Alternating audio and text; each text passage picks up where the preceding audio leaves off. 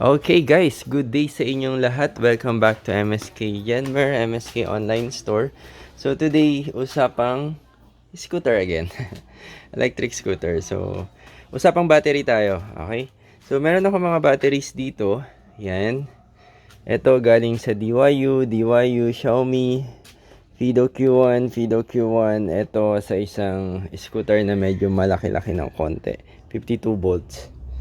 Okay, so usapang battery. Paano ba natin malalaman kung kailangan ng i-repair or i ibuksan or i-rebalance or i-capacity test ulit yung battery natin? So unang-una sa lahat, check muna natin kapag kinarge natin yung battery natin.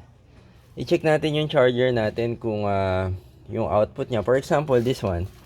Ano to, 36 volts galing DYU D1, so 36 volts. Dapat ang charger na gamit natin is 36 volts with output 42 volts. Okay, so dapat yung charger na gamit natin is 42 volts yung output, and then i-charge natin yung battery natin. Siguro for this capacity 10 Ah to, dapat to mga at least 5 to 6 hours full charge na siya. Tapos, dapat ang full charge niya is 42 volts. Yun yung ideal condition. Pero, syempre, kapag luma na yung battery, medyo bababa yan, mga 41 or 40, depende.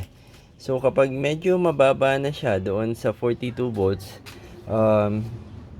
siguro kailangan mo nang ibuksan yung battery. Tapos, i-check isa-isa yung mga cells or strings of cells or BMS para malaman kung may problema na or wala.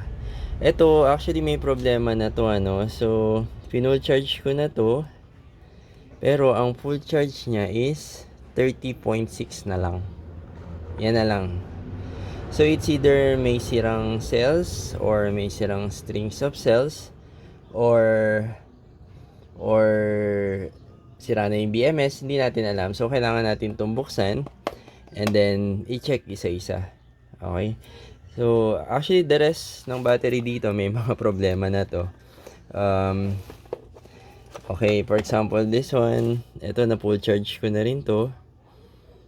Ang maximum full charge niya is 26 lang. So, ibig sabihin, unusable na siya sa isang 36V na unit, 36 volts na unit. Okay? So, ito, wala pa lang akong, or busy pa lang masyado, kaya hindi ko pa siya nabubuksan. So, samahan nyo ko. Buksan ko ito isa. Ito na lang. Itong medyo mababa. Ilan to ulit? 26. Ito is 26 volts. Ayan. Okay. So, ito. Buksan natin. And then, tingnan natin yung nasa loob. Tsaka, makikita natin kung may bloated or may something sa loob ng battery.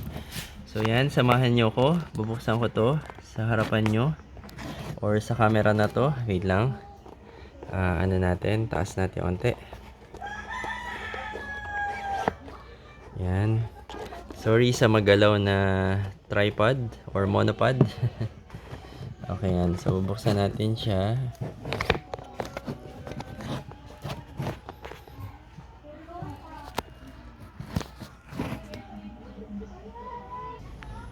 Before ko pala buksan guys, so pakita ko sa inyo kung ano yung proseso ko, ano. So pagkabukas ko, i-check ko isa-isa yung cell. Kung ilan yung voltahe niya. Kapag yung cell, actually itong mga cell na to, yan, mga na-check ko na yan dati. So ito mga talagang 0 volts na to. Okay. Yan. 0 or point something. So, yan. For junk na yan para sa akin. Hindi ko na siya i-revive kasi once na bumaba siya sa 3 volts, actually, for me, hindi ko na siya ginagamit. Or, hindi ko na siya ginagamit para sa scooter. So, sa iba, pwede ko pa siya magamit like sa mga ilaw, ganun. So, ito, mga na-capacity test ko na to. Yan. Ito yung mga battery na galing scooter na pagkabaklas ko may voltahe pa like 3.2, 3.7, 4, depende. So, ito, mga na-capacity test ko na to. And then, mga full charge na rin yan. Marami-rami na rin yan. Okay? So, yan. Pwede ko ibalik sa scooter yan or pwede ko ilagay sa solar panel ko or sa mga power wall ko. So, ito, full charge na to. Pagka full charge yan, actually, iniiwan ko yan ng mga 2 weeks para makita ko kung magda-drop ba siya. Tulad niyan, 3.9. 4.15. So, full charge yan. 4.16, 4.06, 4.08, 4. Actually, for me, pag 2 weeks ko naka-stay lang yan dyan, stationary. So, after 2 weeks, kapag nag-drop yan ng 4 volts or below, medyo sinesegregate ko na siya at sa ibang application ko na siya ilalagay, hindi na sa scooter. Ito yung charging station natin. And then, ito naman yung capacity test station natin. So, ito ngayon, meron tayong Nino Nortes. 4 na battery yan. Yan. Kaka-start lang. Actually, galing laptop to itong 4 na to. 6 yan eh. Kaso, yung dalawa, wala na talaga. So, 4 lang yung na-salvage natin. Okay, so back to opening ng battery bank tayo. Ay, battery pack. Battery bank tuloy. Okay, so open natin. Yan.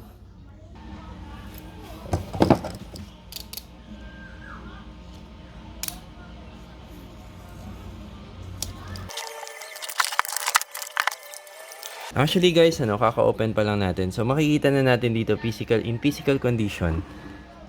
Parang ito yung nagbibigay ng problem do sa battery pack. Ito, ayan, parang may nag-leak na liquid. Nakikita nyo, ayan. So, makita nyo yung balot niya. Parang lumobo or something. Okay? So, dito naman sa side na to, yan. Since, para na siyang merong mga sand. So, yung normal, ito, yan. Mukhang okay pa. Pero, that's only physical characteristic, parang visual inspection pa lang. So, ma-check natin yan kapag nabaklas natin isa-isa. Tapos, i-test natin. Actually, pwede ko rin i-test. Okay, ito pala yan. Nakita nyo rin, medyo nag-corrode siya sa area na to. That means merong condensation or merong maybe moisture. Hindi natin alam. So, ito rin. Yan. So, the best talaga is baklasin natin sila isa-isa and then malaman natin kung okay pa sila or hindi. Okay, so kuha tayong tester. Test natin yung string kung okay pa. Kung may voltahe pa yung iba or wala na. Wait lang. Yan, kumuha tayong tester. Test lang natin. Okay, okay, let's see this one.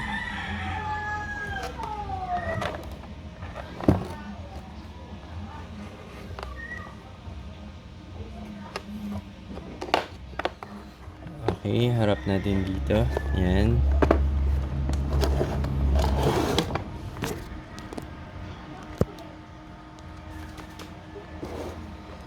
Okay, first string.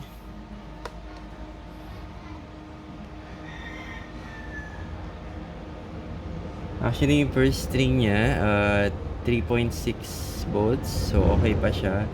Second string, 4 volts. Third string, 3.9. Fourth string, ang fourth string natin, 0. Okay. Fifth string, 0 din.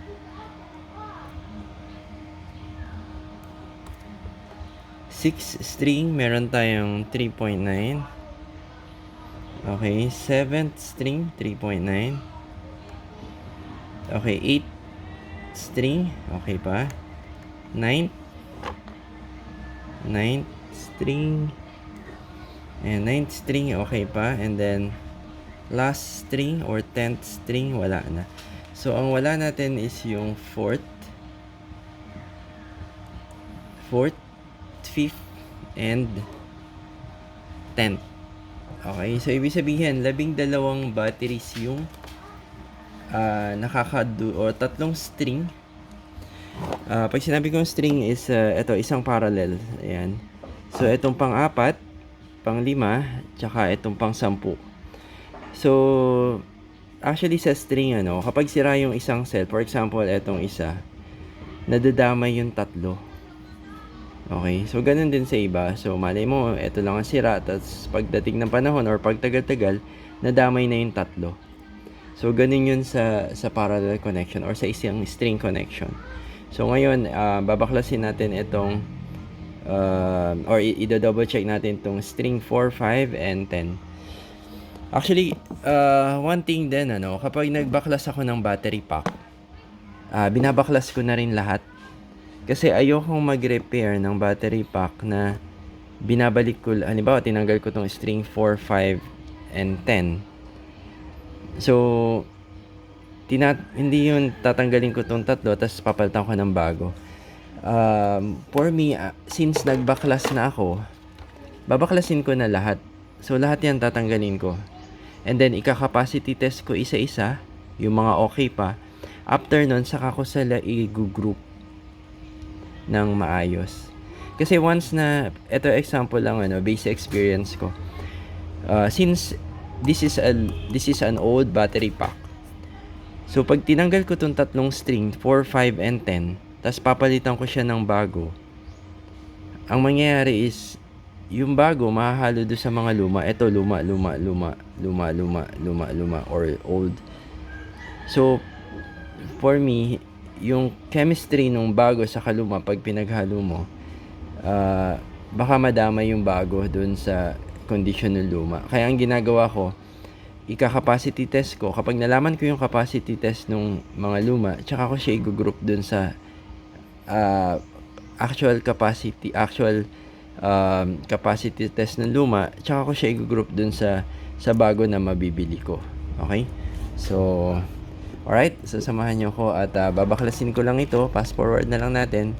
And then, test natin isa-isa yung mga cells na mababaklas natin. At the same time, dito sa BMS, minsan hindi ko na rin siya chine-check. So, palit agad ako ng bago. Kasi sa BMS, ang BMS natin will cost, yung mga ganitong klase is, or sa mga low-end, siguro nasa 300 pesos. So, instead na gamitin ko yung old, bili na lang ako ng bago, nasa 300, 400 pesos lang din. At least, bago yung BMS ko, bago yung battery pack ko, bagong repack. So, mas confident ako na mas pwedeng tumagal yung battery pack. Pero kung medyo na budget tayo or nagtitipid, pwede naman gamitin. Pero make sure itetest yung BMS before nyo isalpak ulit. Okay? Or pwede kayong gumamit ng mga high-end na BMS para at least mas confident kayo na mas tatagal yung battery pack na ipapack ninyo. Yung mga branded one like Dali, yan. Okay, so baklasin natin and then fast forward na lang.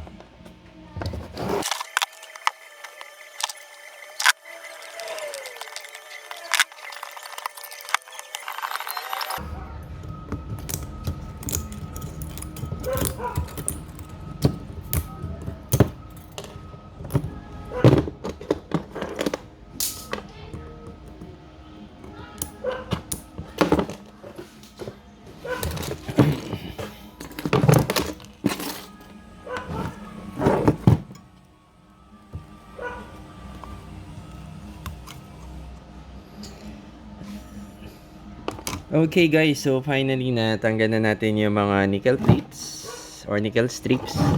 So tanggal na rin yung BMS natin, okay? Oops, meron siyang, actually maganda tong BMS na to kasi meron siyang thermal protection. So yan yun. So kapag nag-init yung battery, auto shutdown siya or auto cut off, okay? So next time itetest natin to kung pwede pa nating magamit. Pero tulad nga na sabi ko kanina, since bago na yung battery pack mo, better bago na rin yung BMS mo. Okay? Para isang gawaan na lang. Okay? Yan. So, kakaiba siya. Hindi siya yung maliliit na BMS na nakikita natin sa Shopee or Lazada. So, ito isang buo to. Okay? So, tabi muna natin yan. So, ito, baklasin natin. Medyo matigas to. Pag binaklas ko to, ilalagay ko siya sa lalagyan. Hindi ko pa siya nililinis yung mga tabing kung mapapansin nyo kasi hindi ko pa siya sure kung may voltahe yung iba wala. So yung mga papasa lang dun sa preliminary test na voltage reading, so yun lang yung lilinisin natin. So the rest pwede natin i-junk or try nating buhayin, tapos gamitin natin sa ibang application. Okay? So ito makita nyo dito, medyo talagang nag-corrode na siya. So meron ng mga kalawang. Ayan. So yan, itong holder, magamit pa natin yan. So tabi lang muna natin. So yan, so lagay natin siya dito isa-isa para makapagsukat tayo ng voltahe. Tip lang kapag mag-charge kayo ng 18650 or ganito mga battery pack, wag na nyo iiwan kasi nandyan yung part na parang sobrang init ng charger. At although intelligent naman or smart naman yung mga charger natin na nagka-cut off kapag sobrang init na talaga, pero iba pa rin yung from time to time i-check mo yung charger mo kung nagana ba yung fan or sobrang init. Kasi ang normal charger kapag nagcha-charge ka, kapag mainit, okay lang as long as nahahawakan mo. Pero kapag yung init hindi na talaga mahawakan or hindi na kaya ng mga daliri mo, so yun yung medyo kakaiba na yun. So that means over 60 degrees Celsius na yun. So sobrang init na nun. Hindi na yun normal sa isang charger. Okay? So now, itetest natin isa-isa yung cells kung alin dito yung mga bagsak na sa 3.0. Okay? So harap natin to. Yan. Kita ba? Yan. Alright. So unang cell, okay. Okay. So ito, not okay. Sa tabi. 0.70, not okay. Ito yata yung string 10. Ito nga. Okay, so yung okay, ilagay ko dito sa kabilang side. Okay. Okay. Okay. Okay. Okay. Oops. Okay. Okay, so baba ko yung lahat dito.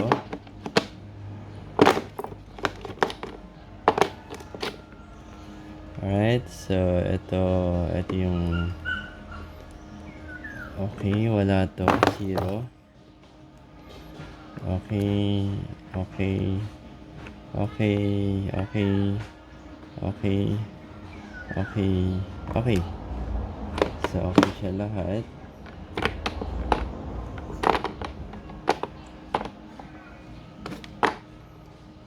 So next row tayo. Okay. Okay. So this is not okay.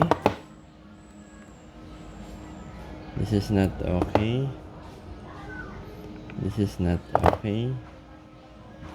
This is also not okay. 0.11 not okay. Not okay. Not okay. This okay na. Okay. Okay. Okay. Okay. Okay. Okay. Okay. Okay. Okay. Okay. So alright. So ito na yung mga cells na okay. So after nito, lilinisin ko tong mga tabing nito. So kung i-verify natin kanina, Actually, tatlo yung strings na na hindi okay, no? So, ito yun. So, 1, 2, 3. So, confirm nga. So, yung tatlong strings, 12 pieces. So, ito, wala na to. Unless gusto mong buhayin, try to recover. Kasi nag 0 volts na siya eh. So 1650 cells kasi kapag nag 0 volts na siya, naiiba na yung chemistry ng battery. Miski mabuhay mo siya, kumbaga hindi na siya okay. Alright, so ngayon meron tayong, so kung 12 to, so meron tayong 28 cells na na-salvage or na okay. So after nito, so lilinisin ko yan isa-isa. Okay, kuha tayong 4. Try natin. Okay, linisin natin. Make sure din, kapag naglinis kayo dito sa negative side, make sure wala siyang butas. Kasi minsan hindi natin napapansin, yung mga factory welded na ganito, malalakas yung spot welder nila. Nabubutas yung negative side. So, pag nabutas yun, hindi naman masyadong malakas, so didikit ng todo yung spot weld. Tapos pag tinanggal natin yung nickel plate, mabubutas siya. So pag nabutas yun, actually, magkakaroon ng yung vapor na lalabas, tas hindi na siya sealed. So hindi na siya advisable gamitin pa ulit. Okay? So ito, malinis na to, tong 4. After nyan, linisin ko yan lahat. Tapos idediretso ko yan sa capacity test. So, okay, capacity test natin. So, on natin tong isang dito Kala L500.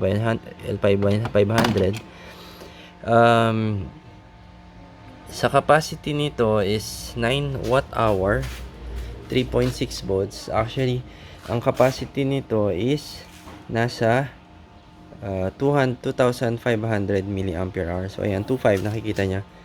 So, ayan, 2.5. So, kapag kinapacity test natin to, mag-expect tayo na yung capacity test na makukuha natin is less than 2.5 na kasi this is an old battery. Syempre, nag-degrade na rin siya. So, kung makakuha tayo ng 2,400, swerte na tayo kasi ibig sabihin, more than 90% pa yung natitira dun sa battery life niya. Okay? So, off ko lang. Tapos on ko para mas madaling i-change to ayan. Okay, pass test, nor test tayo or capacity test. Ibig sabihin yan, ipo-full charge niya. Pagka full charge niya, 4.2 volts, i-discharge niya yon sa 500 milliamp hanggang umabot siya sa dito, ewan ko dito sa Engineer Li 500, aabot siya ng at least mga 2.85 volts. Hindi 3 volts, 2.85. Dini-discharge niya hanggang 2.85. Tapos, magkakaroon tayo ng reading dito. mAh yan. Kung ilan yung capacity na matitira. Okay. C1, ito yung 1 cell. Yan. So, almost pare-pare sila ng voltage, 4 volts. Pag nag 4.2 yan, i-discharge yan unti-unti. Parang ito yung katabi niyan. Ayan. Unti-unti na siya nagdi-discharge. Habang bumababa yung voltahe, tumataas naman itong milliampere hour. So, yan yung capacity test na sinasabi. Okay, so once na makapacity test ko yan, susulatan ko yan dito ng capacity niya. Which is parang ganito.